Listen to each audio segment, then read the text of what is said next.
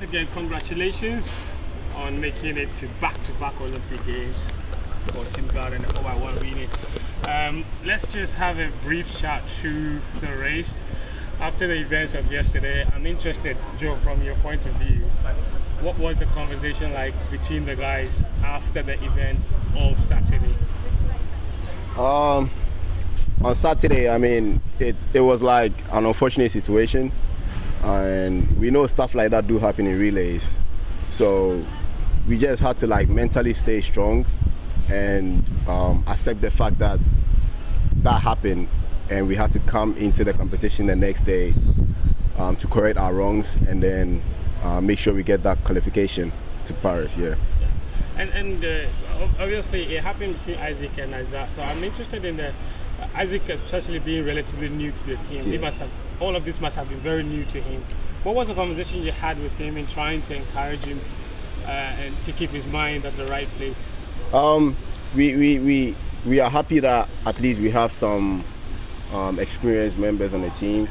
Myself, Ben, and Sean, we've been on the relay for quite some time. So we had to just, try to talk to them to let them know that what happened it's something that could happen in any relay. And we had a good team, and we just had to believe in ourselves and forget about what happened on Saturday. So we just it was more of a mental battle, and within a few hours we were over it and ready for the next day. Yeah. And for you as well, I'm sure that all of you actually read what happens on social media, what people put out there. But obviously, having been in the scene for so long, you know how to react to that. Again, that conversation between the young guys and yourself, what was it like? Because they may not be used to that kind of thing. Yeah, I mean, before we got here, I'm in the same school with Isaac, so I told him, you have to have a bulletproof on if you want to be on this team, because a lot of people will come for you as soon as they get to know of your name. So just to have that mental toughness and everything. And unfortunate for us, we dropped the baton. There was no time to blame whoever that did it or anything. We just spoke to ourselves, let's go into the next round, let's qualify, and then let's go work on our mistakes. So that was just the conversation. He understood everything. I think he's mentally tough, and then he was able to do it yesterday. Also, could you, for those who might not understand, could you explain exactly what happened? Sometimes you don't see the full picture even on television replay. What exactly happened? I think we ourselves don't even really know what happened. I don't know how to describe it, but it's just weird. It was just a weird situation, but I mean, we got over it, and then we were able to qualify the next day. Isaac, what was your mentality after the incident, building up to yesterday? Because we'll talk about yesterday briefly, but what was the mindset after the events of Saturday? Yeah, I thank God like the Wi-Fi here is not working. Yeah, so like as we came, like I put my phone down, then I was able to get a good night's sleep. To be honest, I was able to get a good night's sleep. I didn't get a chance to go online to surf online, so I think that really didn't bother me because I believe in my team, and I know what happened. Like I can't imagine what happened. I thought we are almost through, but God being so good, He has the plan for us. He said Sunday for us. So whatever man will say, no one is God. Yeah. That crowd is very well. Let's talk to the Algasco man. Obviously, after day one, things didn't go well. So now day two, and you had to set the team up, start the team up, and you did it brilliantly. Very good split. What was it like every time you get into that block? What is going through your mind when you get into that block, thinking those few seconds before the gun goes off? What goes through my mind is I just have to make sure that I execute the race and run a good race. Even though before the race, we have professionals in our mix.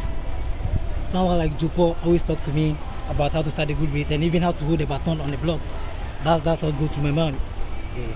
So even in the blocks, there's a way to hold the baton. Yeah, at first I don't know how to hold it. I don't know how to hold this thing. I'll hold the baton and hold the track. Yeah. That's a good one. I've never seen don't think in all my years of covering track I've ever seen somebody throw away the baton from the top. But it can happen under pressure. Yeah, it can happen under pressure. Obviously, you started well, handed over to Isaac. Isaac, I'm going to come back to you. That back straight again, 9.13 was your split on that back straight. The back straight is the longest. It's about 120 meters. I mean, talk me through it. Once you took that baton, what was your race strategy like in executing that back straight? Yeah, unfortunately, like what we did on practice, I couldn't really execute, like due to let's say the push, because me running the back straight. What is he talking about?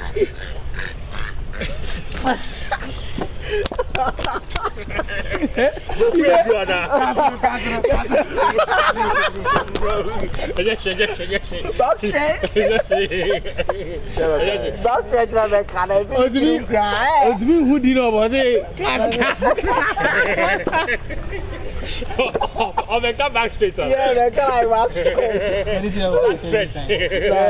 Back straight to back stretch. Yeah, so I forgot to say back straight. It's okay. Oh, yeah. It's okay. Oh, yeah. It's okay. So you were saying that you didn't execute the race the way you wanted.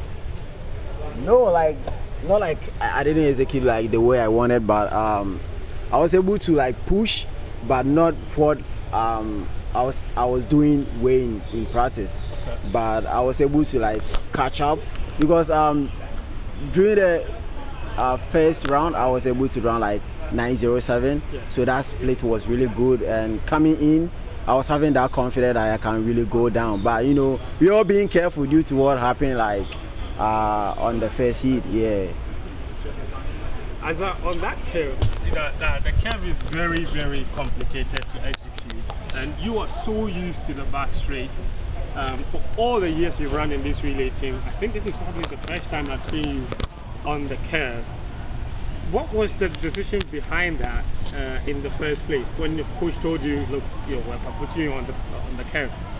Yeah, I think it's more of trying to put Isaac on where he's going to be comfortable and where we can make good use of him, and having to, be more. I've been comfortable running the 200 as well, so being able to be put on the third leg was okay for me. It was not anything I could say no to. Of course, it's a team sport, and I should be ready to run any leg when I'm asked to do so. So I took it as an opportunity for me, and for me to help the team to be able to qualify for the Olympics. So it was not anything, how do I say it? Anything new, yeah. That new to me, but I was able to do my best, and that's what I'm happy about. And brother, listen, 9:35 on that split was probably, in my opinion, where the race was won. The Nigerian that was following you did 9:57.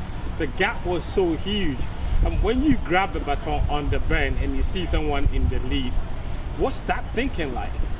It's just all about trying to run as fast as you can, being in the lead, and of course we are working against the clock, so in the back of our heads we want to run a really fast time. We're trying to run under 38, and of course I'm handing the baton to Joe, so of course I need to hurry up and then give it to him and then shoot the arrow. So somebody wanted to know whether it is stone catapult or an arrow, because he said in Ghana we don't have arrow, we have stone catapult. So which one were you shooting? It's an arrow. It's an arrow. And sure, Joe, once you got that baton, I dare argue that there are very few people in world track events right now that could run you down in a home straight. Very few, and even for those it's arguable. It depends on how much gap you have. Once you got that from Azar, did you know at that point it was game over? At the point you received it? Yeah. I knew it was game over because since we started running the relays, since 2019, and as the years came by, it's always been our goal to try to get the baton in the lead on the final leg. So when Azar passed to me and I realized that about 10 meters I was already in the lead, I was like, and I know when I saw the video later, I knew he knew it. That's why he did all his antics, you know. So that's even though this was a happy moment for all of us, since yesterday we've been laughing at that particular situation. It was That's what every guy. it was an unbelievable thing, and like, yeah, we hope for moments like that where by the time it gets to me, we'll be in the lead. So, you know, doing it was great, and against Nigeria, getting our payback from African games was like exceptional. So yeah. 38-29. You guys have run way faster than that in the past, but this was obviously Olympic qualified. The most important thing was to qualify. Yeah. But Isaac mentioned something about maybe the events of Saturday probably affecting and making you a bit too careful with the changeover and what have you. Is that why you think the time might not have been faster? Do you think that played a part a little bit?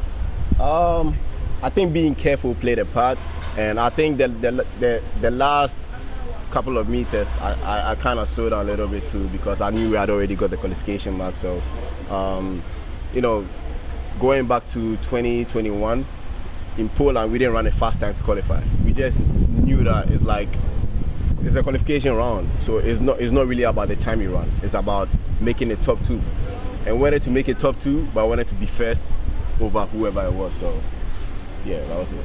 My other question is, what is the potential of doing a sub 38? Because this team has broken the national record twice, I believe. What is the potential of that sub 38 happen? Can you see it happening? What must happen before we can get there? I think we've had so many teams that can go sub 38. It's just a matter of, you know, it's really is a repetitive thing, you know, continuous practice and stuff like that. Even if we get 3 weeks to a month, we should be able to do that. We've had so many teams that could go sub 38. So hopefully everybody is healthy in Olympics. We get like the whole team that we're looking for. These guys are amazing, and we could get 2 additional guys to us. What is coming, we can't really see it. My last question on the relay, obviously, and this is worth repeating because I need you guys to say that something that's possible. You barely get any kind of preparation ahead of major competition. And the last time that happened maybe was ahead of Budapest, when you got a bit of camp from the French embassy in France. But apart from that, you barely had any preparations whatsoever. This is another Olympic Games. What would be the ideal preparation for you guys? Honestly, it's more of company motivation, you know. Even though we intrinsically motivate each other, the extrinsic motivation could also be a factor. So camping us somewhere for maybe 3 weeks to a month, we really appreciate that. I feel like I said, relay is something that you got to keep practicing. We're trying to stretch our zone to, you know, be able to to get the baton around efficiently. And that doesn't just come like that. You have to continuously do it before you get to the D-Day. So I think getting, you know, some weeks of practice or even close to a month is something that will be very, very essential to us, yeah. Perfect. I would have liked to keep this going, but we have to end it. I just want to ask one question. You pass the mic around. What are you most excited about going to Paris? Now, forget about the racing and everything. What do you want to, like, what are you excited about going to France? You don't speak French, do you? I know a little French, but it's Say not... something in French. Say we are going to Paris in French. Nous allons à Paris. Ah! Perfect. I hope it's right. No, it's correct. Scarabos. What did you Say it again. Scapos, cabaros.